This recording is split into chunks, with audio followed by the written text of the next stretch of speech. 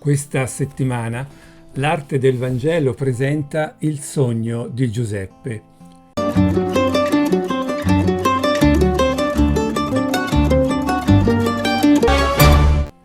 Cominciamo con il sogno di Giuseppe nella chiesa di San Martino a Zillis, in Svizzera.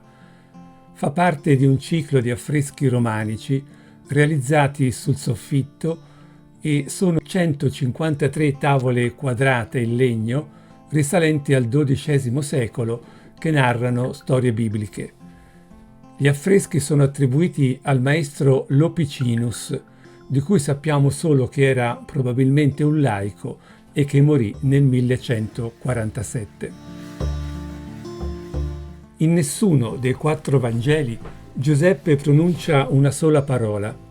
Matteo però ci racconta ben 4 sogni del padre legale di Gesù. Qui presento il primo, una sorta di replica dell'Annunciazione. Un angelo aveva annunciato a Maria il concepimento messianico. Sempre un angelo esorta Giuseppe a non aver paura di prendere Maria come sua sposa, perché ella ha concepito per opera dello Spirito Santo. Giuseppe dorme in una curiosa posizione, quasi da triclinio romano, e ha la testa coronata dal nimbo. L'angelo lo indica con il dito e porta il ramo fiorito di cui parlano i Vangeli apocrifi. Poiché i Vangeli canonici sono invece molto riservati su Giuseppe, le sue caratteristiche si possono ricavare soprattutto nelle gesta di Gesù e di sua madre.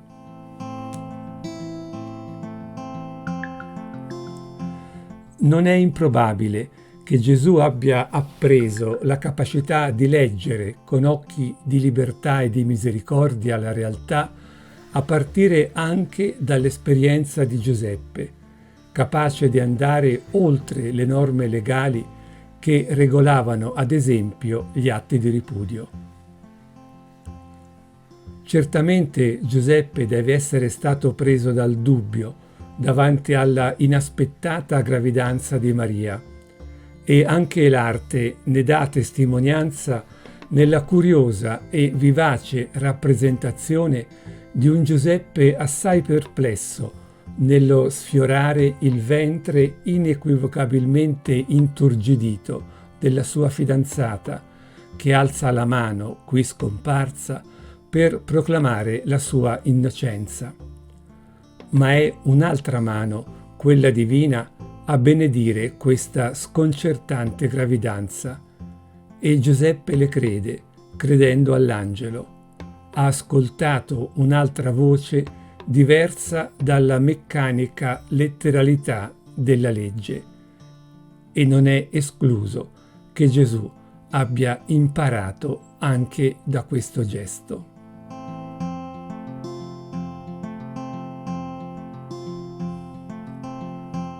Ce lo racconta Giuseppe Bottani, pittore italiano del Settecento, con il suo Sogno di San Giuseppe, che si trova a Brescia, in una collezione privata, ma in esposizione al Museo Diocesano di quella città. Giuseppe dorme, anche qui in posizione non proprio sdraiata, quasi a confermare le parole di Fabrizio De André cantate nell'album La Buona Novella del 1969, quando dice che forse era sogno, ma sonno non era. Era sogno, cioè, ma come percezione profonda degli eventi e non come illusione ipnotica. Giuseppe tiene in mano il bastone fiorito, segno del suo essere prescelto, e ha un lieve sorriso sulle labbra.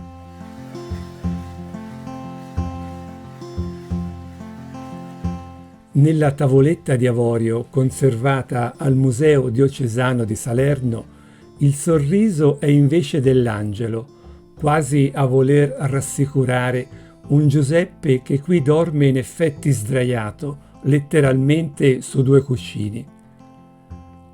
Le mani dell'angelo si tramutano quasi a ragnatela in ali e ci possono ricordare i versi del poeta madrileno Pedro Salinas, che nel suo Angelo smarrito cantava: «Le mani di chi ama terminano in angeli».